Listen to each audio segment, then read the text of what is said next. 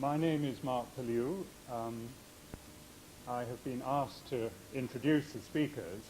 My credentials for doing so are pretty limited, I must say, but I have just spent 4.5 years living in Rome because I was British ambassador at the Holy See, and I love Etruscan places, so perhaps that is a credential for an evening to discuss Etruscan places.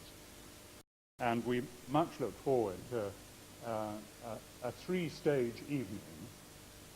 We're going to start with the two talks, and you know I will introduce the speakers in a moment. And after that, that will be stage one, talk one, stage two, and then we will move upstairs and enjoy looking at John Melvin's pictures, and I think there will be a drink served at the same moment. So that is more or less the program. The two talks will happen one after the other, and there will be an opportunity for questions before we move upstairs. So I would just like to say that I mentioned that I myself love Etruscan places. Our speakers are far more expert than I, so I will not give you too many of my own comments, but I think Cerveteri you will find features in both the talks, and I know that many of John Melvin's pictures are of Cerveteri, which is a very beautiful place. Many of you may know it, about 20 miles north of Rome, and it has been civilized for a very long time. John Melvin's notes to me say it was more ancient than Troy, but I'm not absolutely certain about that. But it certainly is a very ancient civilization. And it's a wonderful, friendly place with those great mound tombs, and then the rather sort of neat, well-ordered necropolis of almost suburban rows of burials. Dr. Vedia Izzet, who is going to speak first, will describe that, I'm sure, much more eloquently than I can. Dr. Izzet, I will now introduce to you. She has been for some years fellow and tutor and director of studies in classics at Christ's College, Cambridge. And her passion is the Etruscans. And she did her doctorate on the Etruscans, and she has been supervising the Cambridge University dig at Cerveteri, which I think is not actually in the necropolis, which is its medieval name and modern name is Banditaccia, but it's outside it at the settlement just nearby. And Dr. Izzet is going to talk about the social, cultural and cosmological background of the Etruscan civilization. She's going to give us, in other words, some meaty intellectual underpinning, and after that we will go on to listen to John Melvin, who will describe with an architect's eye something of how he reacts as an architect to Etruscan art and architecture, and then you can see how he reacted when we move upstairs and look at his very wonderful paintings, which I must say at a quick glance are incredibly striking, and that we look forward to seeing them. I'm not going to introduce John Melvin separately after Vedia Izzet's talk, so let me just say that John Melvin, as I mentioned, is an architect. He trained here at the AA. He is principal of a partnership, John Melvin Architects and Town Planners. I think he has a very good eye as an architect, and indeed I still think it, although he's perhaps because he is currently engaged in a project for myself and my wife, adapting our house in the Cotswolds. John was awarded the Sargent Fellowship at the British School at Rome in 1995, and it was there that he met Vedia, and he developed his interest in the Etruscans, and the two of them have worked on the subject since then. So without further ado, I would like to invite Vedia to give us the intellectual underpinning on the Etruscans, and then after she has spoken, John Melvin will talk on the architecture.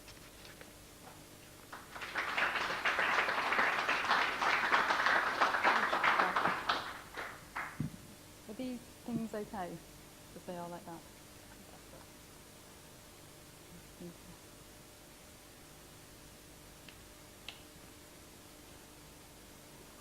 Thank you very much for that introduction. I'm not quite sure how intellectual an underpinning you're going to get, but we shall see. In discussions of Etruscan architecture, it's usual to begin with a quotation from the Roman writer Vitruvius. And it was Vitruvius who, writing under the Emperor Augustus, in many ways defined Etruscan architecture for the Romans, and through the work of architects like Alberti and Serlio, defined it for us as well. The so-called Tuscan column and the putative ratios of the Etruscan temple plan owe as much to this Roman writer as they do to any Etruscan architect. However, it is not with Vitruvius that I wish to start this evening. Instead, I'd like to begin with a quotation from another Roman writer, Seneca. In a section on augury and divination, Seneca comments on the difference between Etruscan and Roman practice. He says, "The difference between us and the Etruscans is the following. While we believe that lightning is released as a result of the collision of clouds, they believe that clouds collide so as to cause lightning. For, since they attribute everything to the god's will, they believe not that things have meaning insofar as they occur, but rather that they occur because they must have meaning." In other words, for the Etruscans, natural phenomena are messages that the divine will sends specifically for human interpretation. All observable occurrences have meaning because that is the reason for their existence. The Romans were keen to emphasize the deeply religious, according to some superstitious nature, of Etruscan religion. Respectable Roman families of the 1st century BC sent their sons to the Etruscan town of Tarquinia in order to learn the by then ancient rituals of divination in which the Etruscans were so expert. Etruscan divination took several forms, largely involving the interpretation of natural phenomena by specialist augurs.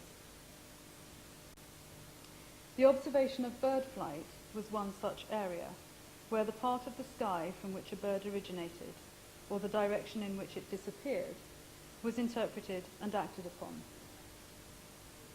The same applied to thunderbolts and lightning. However, the aspect of divination for which we have most evidence is haruspicy, in other words, the examination of animal entrails.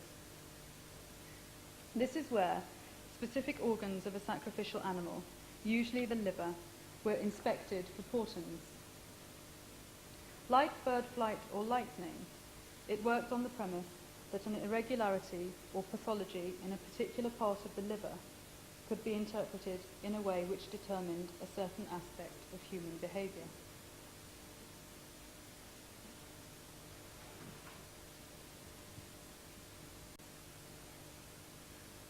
As well as images of augurs examining livers, we have extraordinary artifactual evidence for this practice.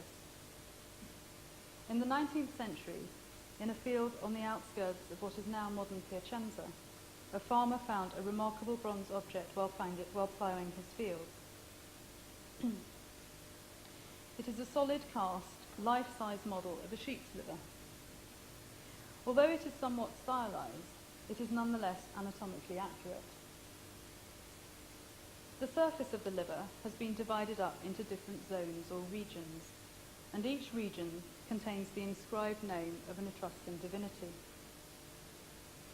It is thought to be a teaching model for would-be augurs, or an aide-memoire for more forgetful ones. This object will no doubt be familiar to those who've read Rickwert's idea of a town. As Rickwert was quick to point out, what is remarkable about the Piacenza liver is the evidence it provides for the extraordinarily cosmological take the Etruscans must have had on their built and natural environments. In other words, a view of their universe as a unified, ordered whole. As a microcosm, the liver represents the division of the skies into regions and the deities associated with each region. Thus, all natural phenomena observed within a certain sphere of, say, the sky, could then be interpreted through the microcosm of the liver according to the will of a particular divinity associated with that region. The liver is thus a lens through which observed natural phenomena are interpreted and, at the same time, the point from which that interpretation refracts back into the human world. The Piacenza liver, as a microcosm of the Etruscan world, together with Seneca's testimony, which stresses that all natural events occur because they have meaning, provide extraordinary insight into the Etruscan conception of the world around them. Such evidence testifies to a culture with a particularly refined sense of the mapping of the divine order onto the human spatial environment.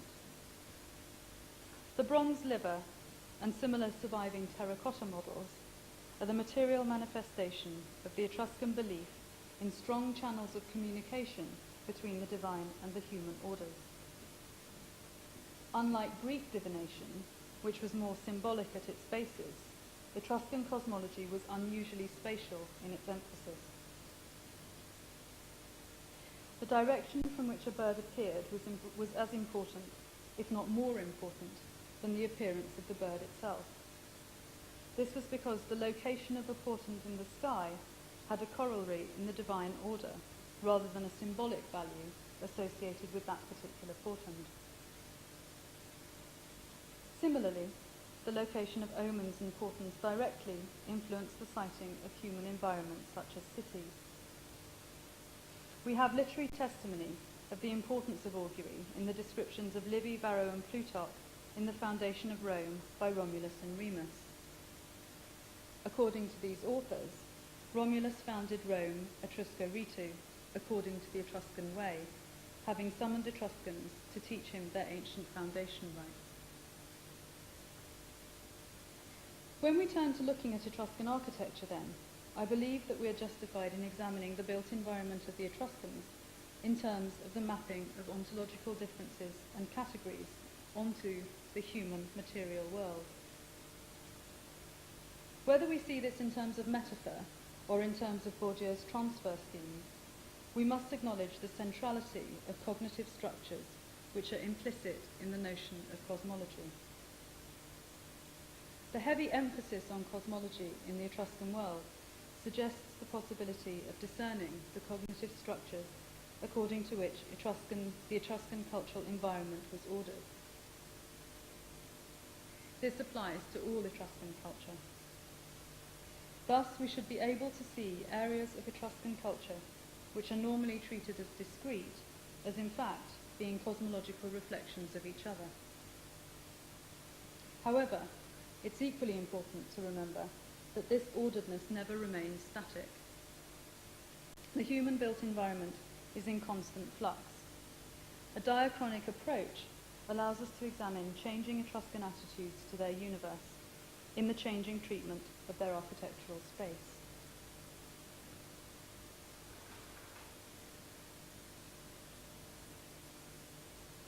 To begin, let us take a moment from the late 6th century BC, which marks the foundation of the Etruscan city of Marzabotto. The city is often considered to be a colonial outpost of Etruria proper, located as it is on the road between Etruria and Bologna, ancient Felsina. Although there is scanty evidence for a small earlier settlement below the excavated remains, the rebuilding and enlargement of the city in a single phase gives us a unique opportunity to examine the concerns of Etruscan city builders in the late 6th and early 5th centuries. The plan of the excavated extent of the city amply demonstrates this ordered nature. The Hippodamian plan of strict orthogonality is evident in the street layout. The Latin terms decumanus and cardo have been applied to the major north-south and east-west streets respectively. They were 15 metres wide and bounded by pavements which were 5 metres wide. The minor roads which ran off from them were 5 metres wide. At the intersection of decumanus A and cardo C, which is right in the middle of that slide, a small pit was found which contained a stone marked with a cross. This pit has been interpreted as the mundus, the centre of the future city. The mundus was located by augurs from the observations of omens and haruspicy, using objects such as the Piacenza liver and the observation of bird flight. In turn, the stone with the cross was the physical centre from which the cosmologically derived measurements were taken. It was according to these measurements that the layout and orientation of not only the city, but also the sacred areas and temples was established. Thus, the entire layout and location of the city was ritually and cosmologically determined. Once the city had been marked out, first fruits were sacrificed and the remains deposited in the pit, along with the stone. Not only were the streets arranged orthogonally, but within the streets it is possible to discern the spatial differentiation of the various activities which were conducted at Marzabotto. Though it may be going too far to call this zoning, there are clear concentrations of industrial activity, indicated by pottery kilns and iron foundries in Region 2 at the north of the city, and in Region 5 towards the southern limit of the excavated area. In Region 3, a possible area of public space, an ancient piazza, has been suggested by recent French excavations. The most clear concentrations appear in spatial concentrations appear in ritual areas. These are located outside the residential limits of the city, to the north with the spring sanctuary, the Acropolis to the northeast, and the cemeteries outside the north and east gates.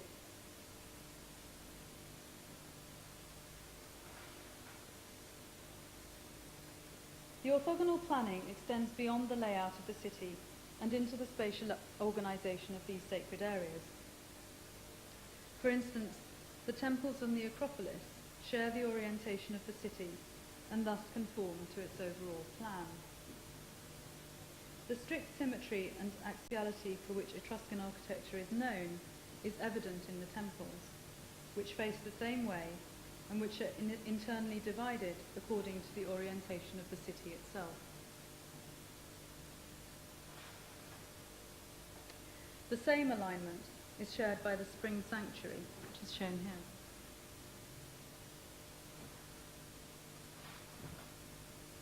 In the cemeteries, this organisation is expressed, though to a lesser extent, in the orientation of the burials. These comprise a box of stone slabs with an egg or onion-shaped chippus, or grave marker, placed on the top.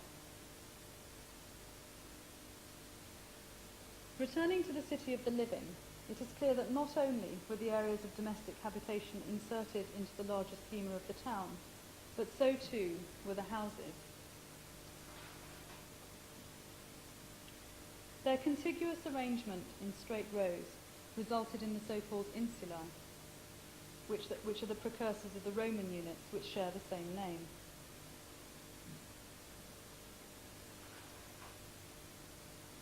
Within the insulae, the houses shared the same alignment, and all the internal divisions of the house echoed the orthogonality of the city plan.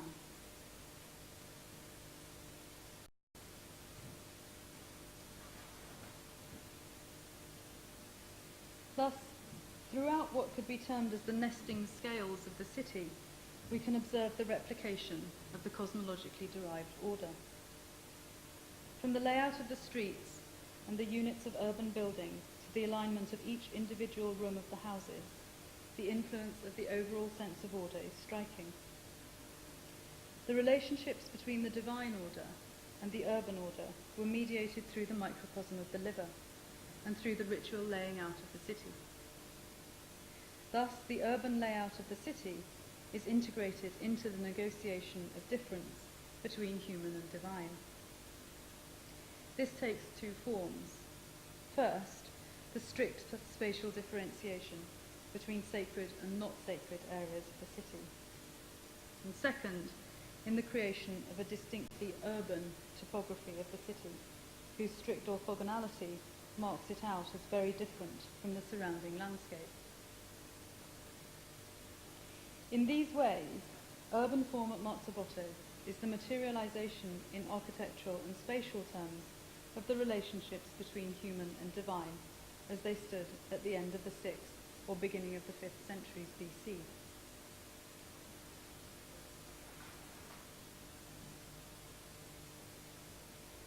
In Etruria proper, a similar orthogonality is evident in the cities of the dead. Perhaps the most famous examples of this are the necropolises of Orvieto in central Etruria. The Crocifisso del Tufo and Canicello necropolises of this city are roughly contemporary with the building of Marzabotto.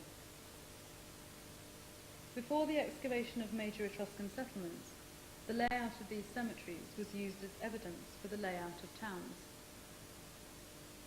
As we can see, the tombs, like the houses of Marzabotto, are contiguous and in a straight line. They are partly carved from the bedrock and partly constructed from squared blocks of local stone. Each is surmounted by a mound of earth and a stone chippus, just as those at Marzabotto.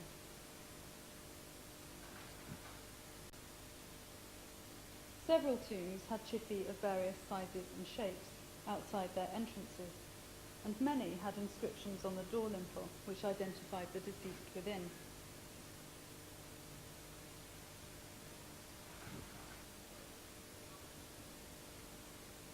Thank you. The greatest parallel between Orvieto and Marzabotto lies in their plan. The groups of contiguous tombs formed blocks similar to the insula at Marzabotto.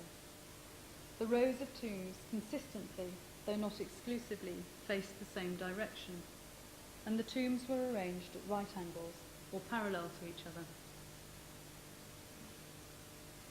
The impression of planning in the cemetery is emphasized by the presence of open spaces or piazze within the spatial arrangement.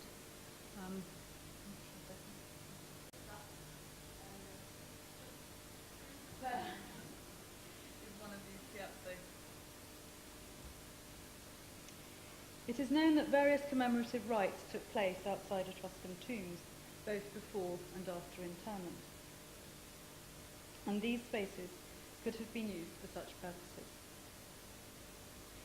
In the Canicello necropolis, a small sacred area dedicated to a female divinity has been excavated. It was enclosed by a boundary wall within the cemetery proper, and yielded votive offerings and the female cult statue of Greek marble.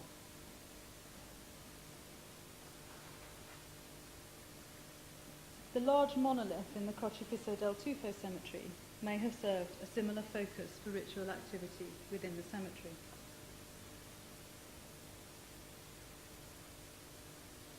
The cemeteries of Orvieto are instructive as examples of the clear spatial arrangement of cemetery space, a phenomenon which was widespread in archaic Etruria.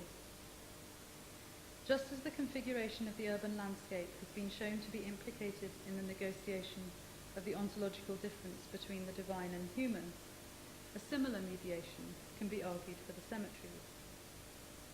In this instance, however, the mediation is between the communities of the living and the dead.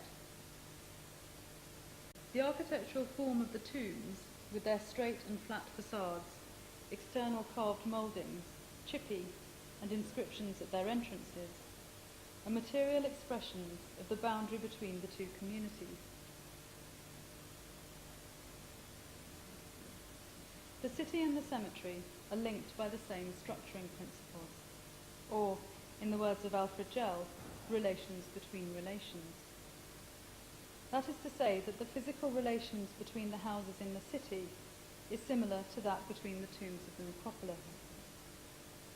The cemetery layout and funerary architecture are physical embodiments of the far wider, ontologically different relationship between the living and the dead, as it was perceived at the end of the 6th century. As I have said, Orvieto is one of many examples from this period where such relationships are expressed in this form.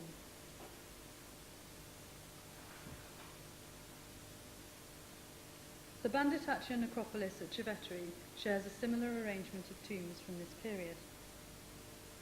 The tombs here are built in a similar way to those at Orvieto.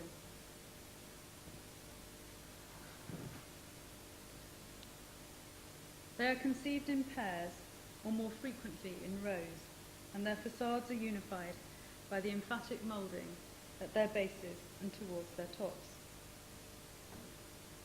Like those at Orvieto, their entrances face the same way, and they are perpendicular to the cemetery roads along which the tombs were built. Ubiquitous as they may be in the late 6th century, this form of tomb and this spatial arrangement of cemeteries was not always evident in the treatment of Etruscan funerary space. In order to demonstrate the significance of the late 6th century forms, it is necessary to examine the preceding 200 years of Etruscan funerary architecture.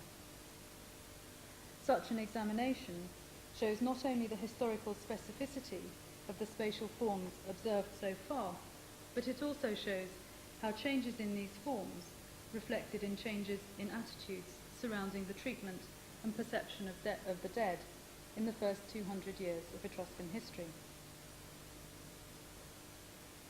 Cerveteri proves a particularly fruitful site for such an inquiry because the cemeteries provide evidence of burial from the Iron Age, that is the 9th and 10th centuries BC, through to the Hellenistic period of the 4th and 3rd centuries.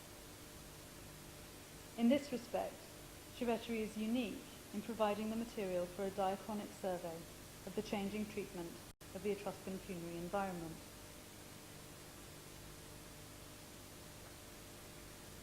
The late 6th century tombs show a very clear physical demarcation between the worlds of the living and the dead. The extended facades of tombs in straight unified blocks along the funerary ways of the cemetery serve to highlight the difference between inside and outside the tomb. The frequent use of a paler coloured stone in door lintels of tombs serves to reiterate the importance of the boundary between the two. At the same time, this physical marking of difference between inside and outside the tomb resonates with the ontological differences between the worlds of the living and the dead. The material domain of funerary architecture is deployed to map and embody the cosmological differences between the two.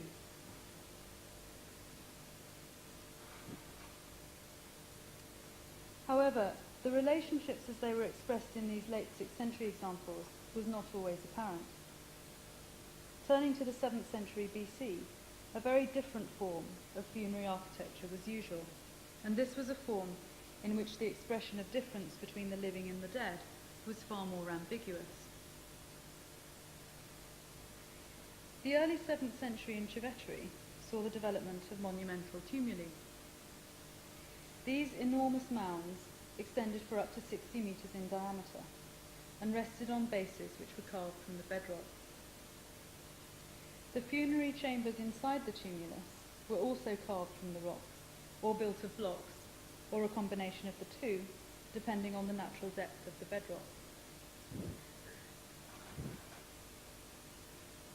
The bases were carved with mouldings, and often a channel was left around the base between the tomb and the rest of the cemetery, though again, this was dependent on the height of the bedrock.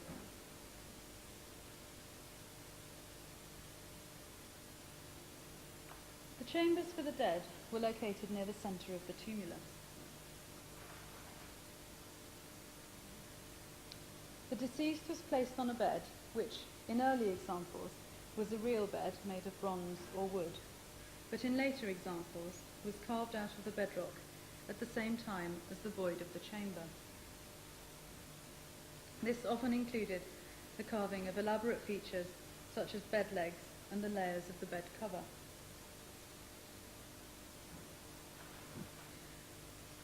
Multiple burials were frequent, and alongside the beds there were rock-carved architectural features such as the details of the gables and roof construction.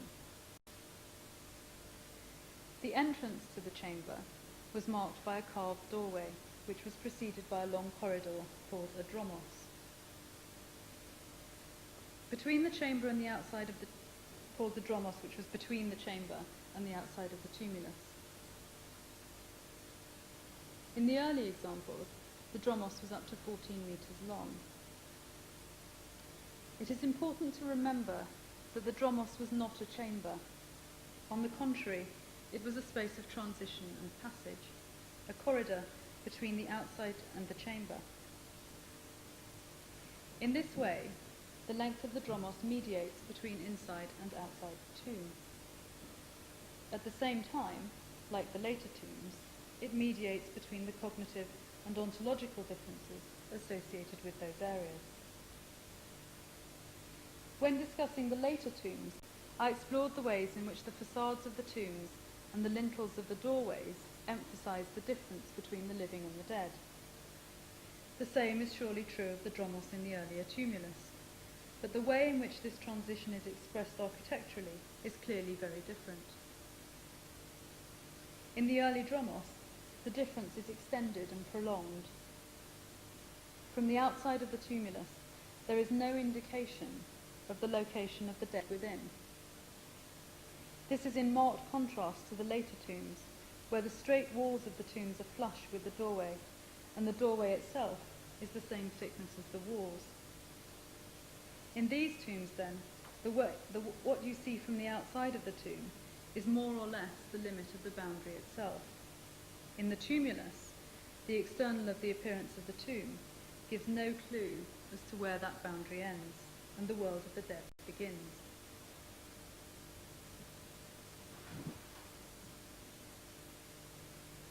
The mediative distance between the living and the dead becomes shorter over time until it reaches its shortest in the late 6th century tombs that we've seen. The scheme of burials at Cerveteri shows the decrease in the length of the dromos over that 200-year period.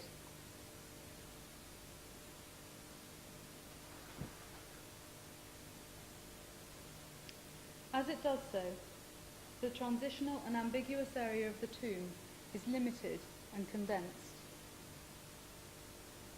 The ordered relationship between the living and the dead is made more apparent. A similar effect is noticeable in the internal structure of the tomb. The earliest examples, which are at the top of the slide, are a linear sequence of chambers preceded by a dromos. Progress through the tomb is unidirectional and without a choice in direction. This progress culminates in the burial chamber. In this sense, the chambers are extensions of the dromos, and so of the transitional area until the chamber of the deceased. Over time, additional chambers change this structure. At first, niches or loculi were added to the dromos, and later these became discrete chambers in their own right, with their own doorway and architectural details, such as the decoration of the roof. The journey along the dromos would thus be interrupted by the acknowledgement of these lateral chambers, thus reducing the impact of the length of the dromos. A little later still, a circular chamber was created between the dromos and the burial chamber. This circular space would have served to recenter the tomb, shortening the mediative distance of the dromos. The temporary opening up of the tomb in these areas would again have given the opportunity for the interruption of the journey to the domain of the dead. Gradually, this recentering was reflected in the changing relative size of the chambers. In the earlier tombs, the final chamber is usually the largest, or at least the same size as the preceding ones. By the early 6th century, which is Group D in this slide, however, the largest chamber became the central one. At about the same time, any vestiges of linearity in the tomb structure was lost. Instead of opening onto a single chamber, the dromos now had 3 doorways leading off it. Similarly, the central chamber, rather than leading to another single chamber, now offered a choice of 3 roughly equal-sized rooms. The changing internal organisation of the tomb reflected and reiterated changing attitudes towards the location of the dead in relation to the living. The spatial articulation of these differences demonstrates an increasing desire to contain and condense the ambiguous and dangerous areas between the 2 worlds of the living and the dead. This culminated in the later cube tombs I discussed earlier on.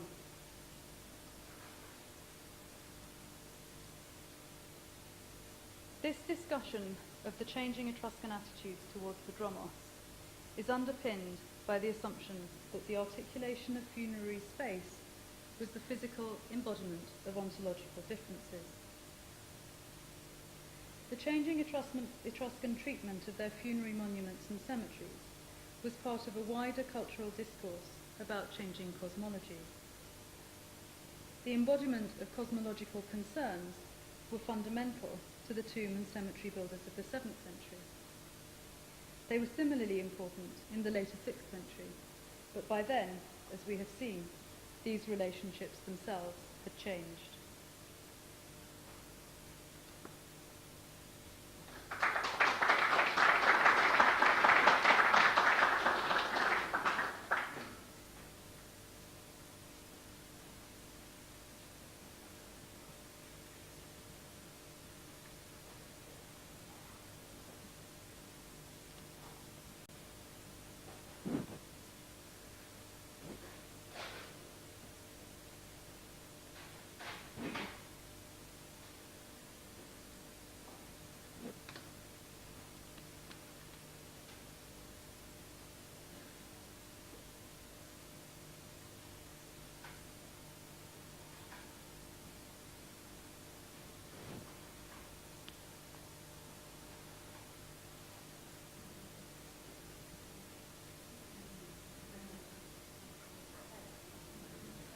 Oh, well, don't worry.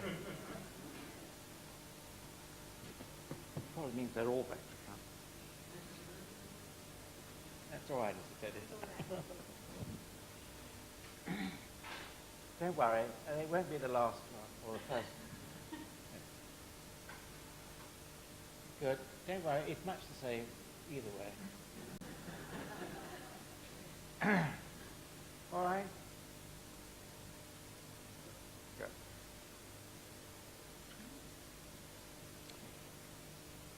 Why should we be interested in the Etruscans? A simple answer might be because they were not Greek. Of course, much of Etruscan life and their material culture was strongly influenced by the Greeks. But what really fascinates me about the Etruscans is that aspect of their life that was not Greek, but which would appear to have been derived from their contacts with the Near East and Asia Minor. This difference we can find in many of their religious practices, their interest in cosmology, in the skies, in the idea of an underworld, their eschatology, and by that I mean their concern with the afterlife, would appear to be diametrically distinct from that of the Greeks. This gave rise to rituals and then to an architecture quite different from the Greeks. And this in turn fed into the architecture of Rome and to that of the West.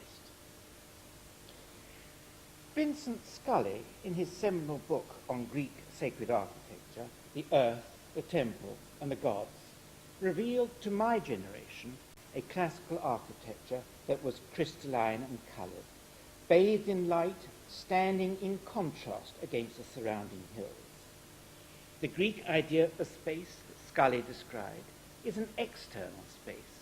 No idea of interior space is suggested. But with the Etruscans, this is reversed. Their concern is almost entirely with the interior and an underworld. From this, we can trace the beginnings of domestic planning and domestic space. And that space shaped around ritual from which Western architecture emerged. I will also show that the very language of Roman classicism had its roots with the Etruscans. I'd like to suggest that everyone here this evening has experienced something of the legacy of the Etruscans. I've got the entrance to Bedford Square here. You would see it if it wasn't swathed in builders' tarpaulin, but you'll have to imagine Bedford Square without the builders. The entrance to 36 Bedford Square, with its vermiculated decoration and code stone head, may well have had its origins with the Etruscans. Serlio, who was later to describe this stylized natural form as opera di natura, or form that refers to nature. At Volterra, and this is the arch on the left here. Is that all right? At Volterra, the arch may be Roman, but the three heads are Etruscan. Bedford Square, however, was designed using the Palladian repertoire of forms.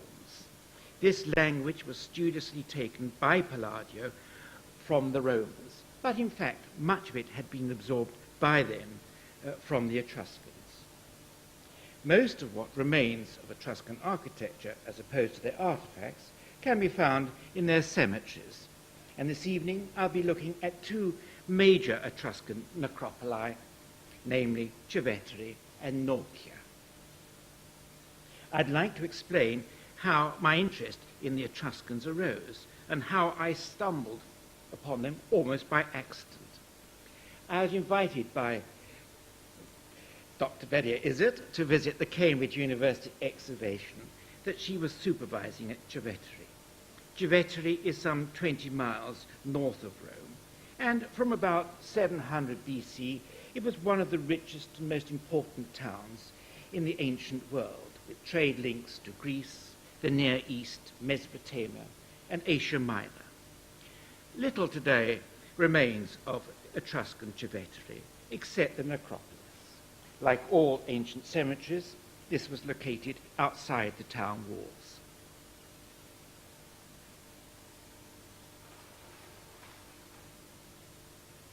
These are typical tumuli found at Cerveteri. Nothing I had seen before had prepared me for the experience that I encountered when I first entered the cemetery. The combination of landscape and architecture had an effect on me that I can only describe as visceral. Despite this, it seemed somewhat familiar. Why should this be? What was it in these streets and tombs made by a people who disappeared over 2,500 years ago that I found so moving? So much so that the image and the idea of the Etruscans has become something of a gentle obsession with me.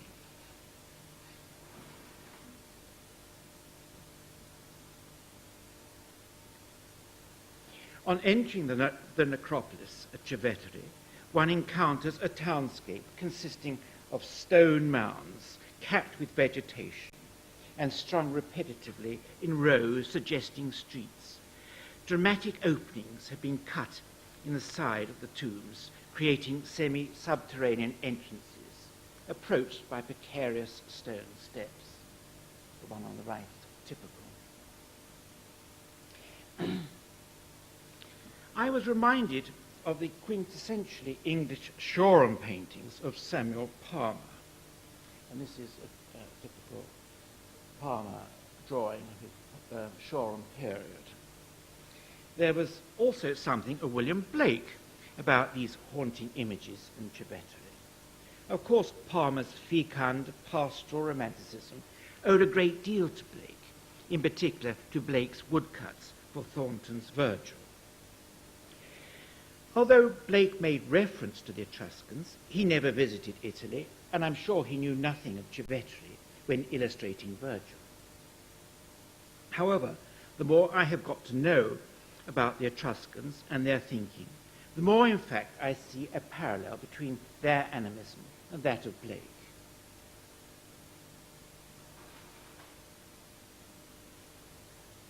Chippy on the left here, an illustration of Blake's Virgil.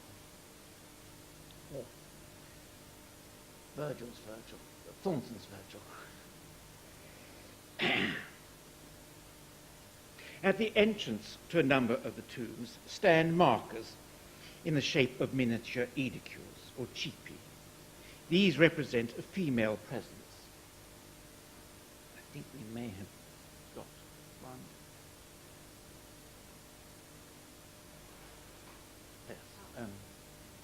Yes. On the left here is a male cipi. On the right we have a cipi representing female. At the entrance to a number of the tombs stand markers in the shape of miniature aedicules, or cipi. These represent a female presence. Male tombs are represented by a small erect column. In the case of the aedicule, or miniature house, this is the first clue to the architecture of the Etruscans, namely that it is an architecture that is carved and hollowed out. Many of you will know Summerson's famous essay on the origin of the Gothic, where he surmises that the Gothic is derived from the Roman aedicule. In fact, this form is much earlier, and it is such an essential symbol of the home or house that it survives today over every Georgian porch.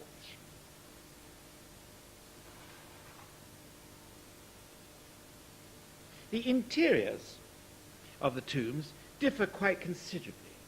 Some are furnished with carved furniture.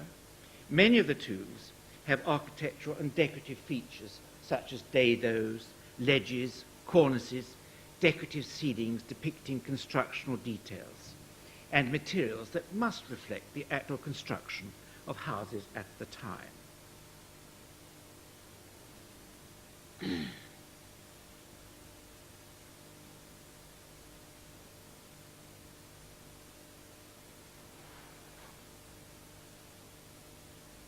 We'll just go through these quite quickly. These are the chair here, a ledge up there with a door,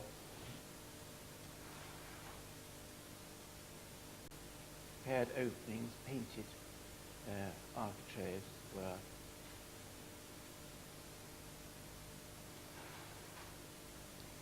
tomb with capitals.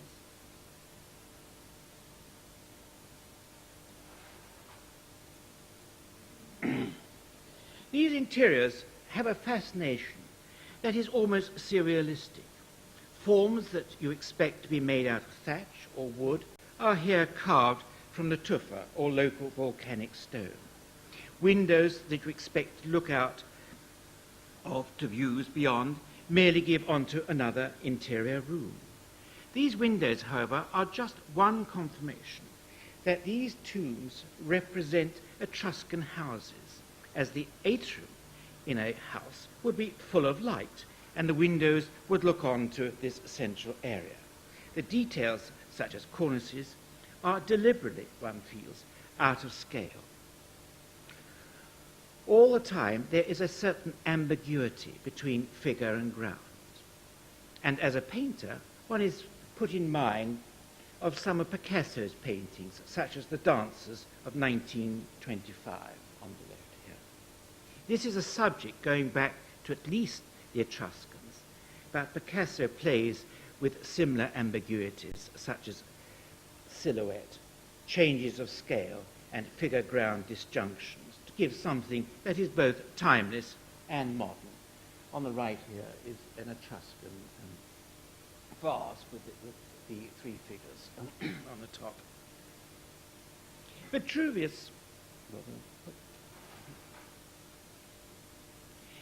Vitruvius certainly thought that the early Roman house type originated in Tuscany, and I'm sure that the typical house we see in Pompeii has its origins with the Etruscans. with the central atrium complete with a water-gathering pool known as an impluvium. The drawing of the tomb house on the left, in Tarquinia, an important Etruscan burial site known for its painted walls, shows an atrium but without an impluvium. However, this has arrived in domestic architecture by 200 BC, as we can see from the house in Pompeii.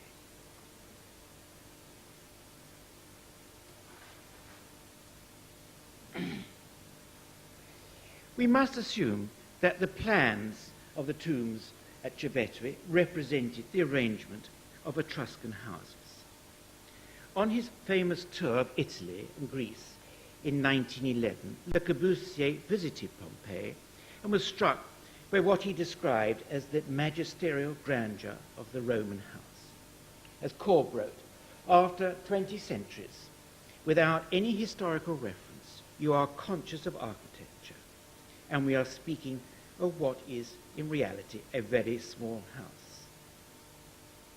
This is one of Korb's sketches of the house of Pompeii. Something of that sense of architecture that Korb experienced at Pompeii, I experienced among the tombs of Cerveteri.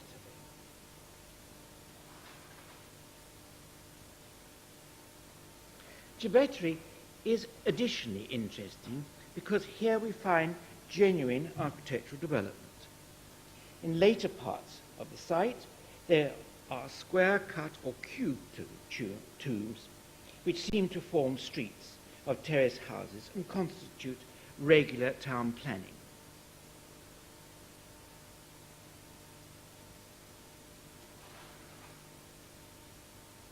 This pattern may be Greek in origin, but here in Cerveteri it predates Hippodamian planning found on the mainland Greece. These terrace houses are characterized by having massive torus mold bases carved from a tufa, with ashlar-faced structures above.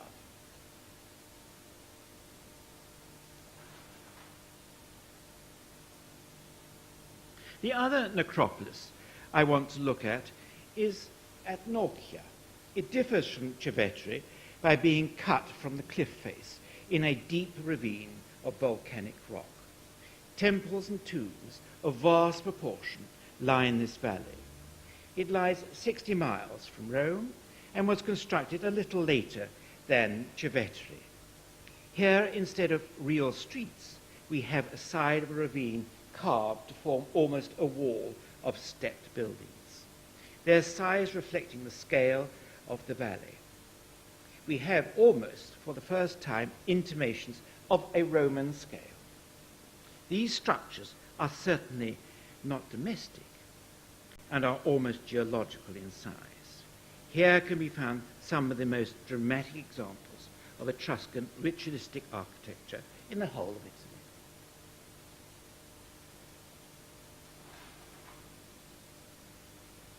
The tombs themselves differ from those of Cerveteri.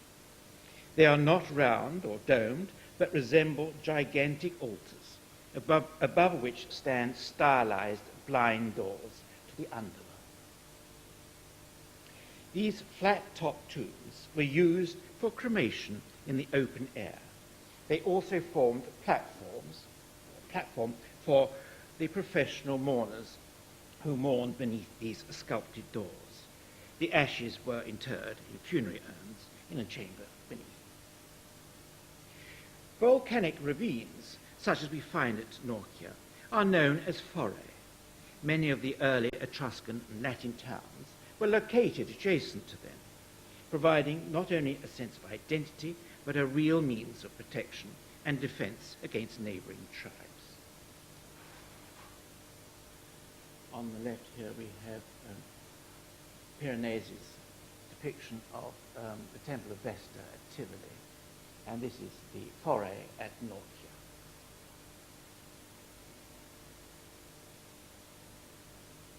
To understand Etruscan architecture, and indeed Roman architecture, one must recognize that the region is covered with a soft volcanic stone layer known as tufa, which over thousands of years has permitted the rivers and watercourses around Rome to cut dramatic crevices in the landscape. It also lends itself to easy carving. In essence, both Etruscan architecture and that of the Romans is an architecture of carving and excavation. Interior space takes on a new importance. At the same time, externally, the architecture can be read as an extension of the landscape and geological form, and not, as the Greeks would have it, in contrast to its setting.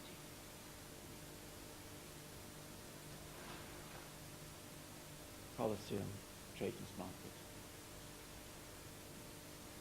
For illustration, the Colosseum in Rome can be read as a massive, burrowed-out natural form, a cliff face on which the orders are applied to give scale, but which are not structural.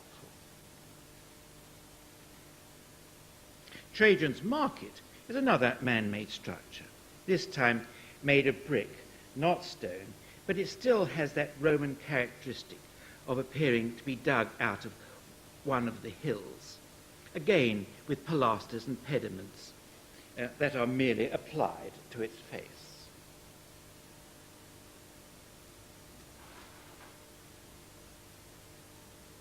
This is Timberman at Norcia on the left here, Blake's illustration of The Grave by Blair, and I think that is the wrong way round, but it doesn't matter if you can just imagine it turned the other way. The iconography of the Etruscans was vivid. It concerned itself with images of an afterlife and laid down indelibly some of the archetypes of Western art. Although these may have been borrowed and transformed from elsewhere, the images themselves had a conviction and a poignancy which we still refer to and which still has the power to move us. Take these remarkable tympani at Norcia, formed from the rock face, possibly depicting man's passage through life to death. Then look at Blake's illustration to Blair's The Grave of 1808. On the left, just I suppose on the right, the soul explores the recesses of the grave. And on the left, the soul is at death's door. The figures on the top of the graves are derived from Michelangelo, but Blake's imagery is very similar to that found at Norcia.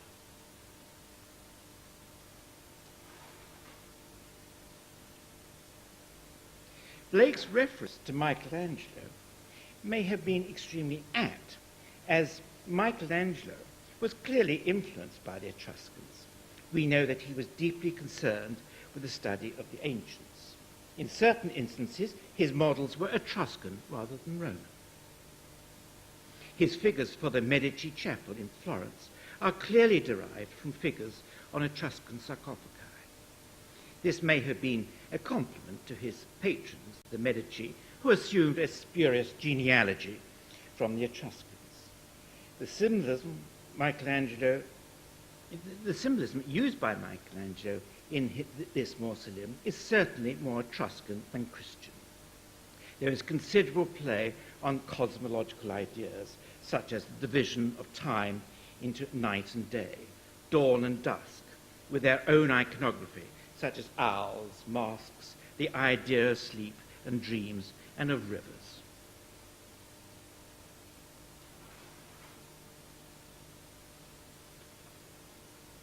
Even the grotesques in the dado, and this on the right is taken from the Laurentian tomb, just above that figure, night, and these little dado figures. Even the grotesques in the dado could be referring to Etruscan antifixes. Here is, that is Michelangelo's mask. That has a similarity to the dado. You may have got something wrong here, but not to worry. What is even more intriguing, however, is Michelangelo's treatment of the Campidoglio in Rome. Michelangelo was the first to introduce the giant order into Renaissance architecture.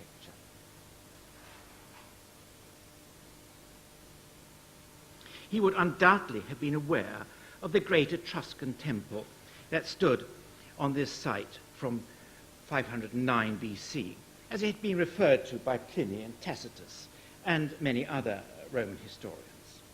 This Roman coin on the right, commemorating the Capitoline temple, shows a giant order similar to Michelangelo's. The giant order had not been seen since Roman times, and its use here could have been Michelangelo's conscious reference to the site's earlier history. Even the figures on the pediment might well be a reference to the figures that adorned the Etruscan temple, as can be seen on the coin. These figures on the roof line may well have been Michelangelo's reference to the earlier temple that stood on this site.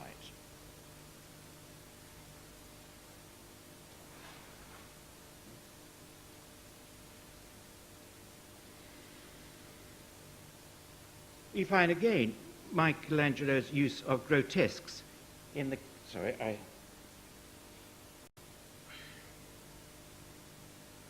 we'll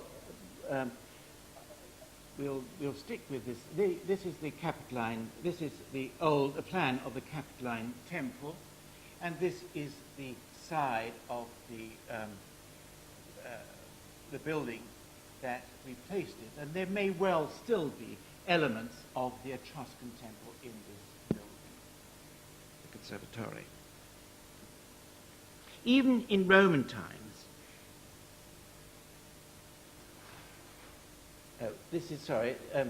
we go back to the earlier statement of a grotesque in the Capitol. May well be this Michelangelo's Capitol, may be referring to the antefix that was found on the site of the Capitoline temple, coming from the temple of 509. So there may well be a link in Michelangelo's mind which he's referring to.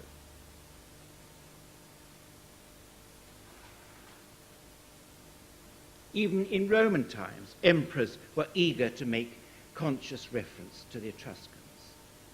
The Mausoleum of Augustus, 28 BC, is a vast round structure which plays on the idea of the underworld. Augustus Temple on the left here, Pantheon on the right. Hadrian's Pantheon, with its spherical form and cosmological symbolism, is pure Etruscan.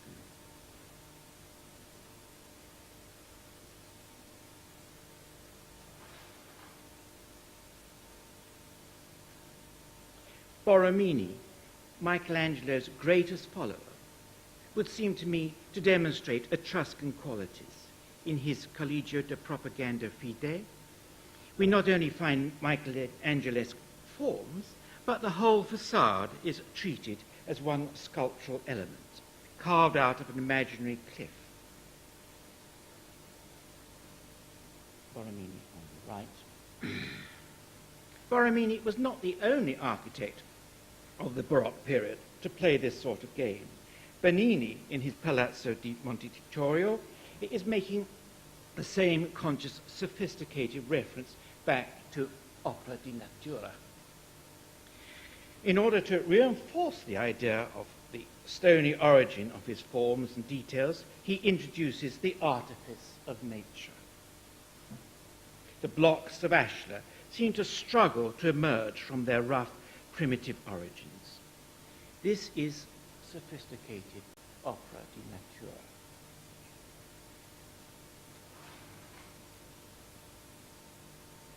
One could go on finding connections and parallels with the Etruscans. The polished neoclassical perfection of Canova's Polina Borghese has a strong family resemblance to the Etruscan sarcophagus sculpture degli Sposi.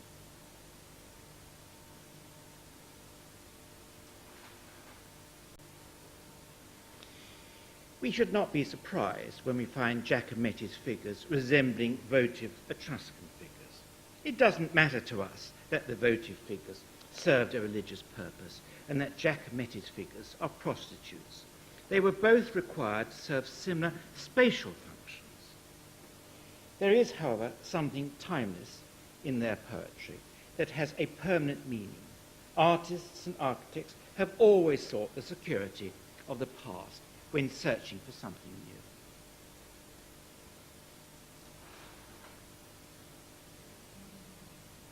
I think that's one's back to front, but doesn't matter. With Matisse, we have a striking example of this. As early as 1918, Matisse wrote, "I have been drawing night and modelling it and studying with Michelangelo's Lorenzo de Medici. I hope to instill in myself the clear yet complex concept of Michelangelo's construction."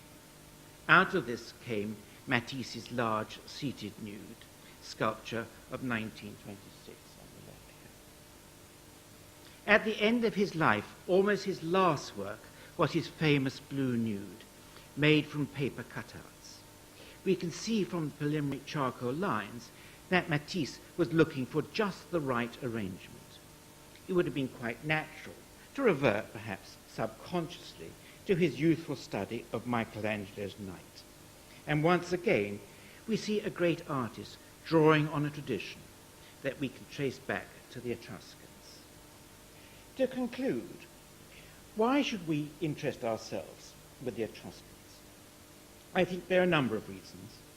They gave us an architecture that was essentially earthbound, concerned with place and with a sense of the sacred. These aspects of architecture are in many ways the antithesis of our present-day concerns, and as a result, we have great difficulty in dealing with a number of issues that are vital to us today, such as our ability to make places, to dwell in harmony with our landscape. If we want guidance on these matters, it might be worth reminding ourselves of the legacy left to us by the Etruscans, a legacy that helped to sustain Western art and architecture for some 2,000 years. We should not be frightened to stand on the shoulders of giants. Thank you.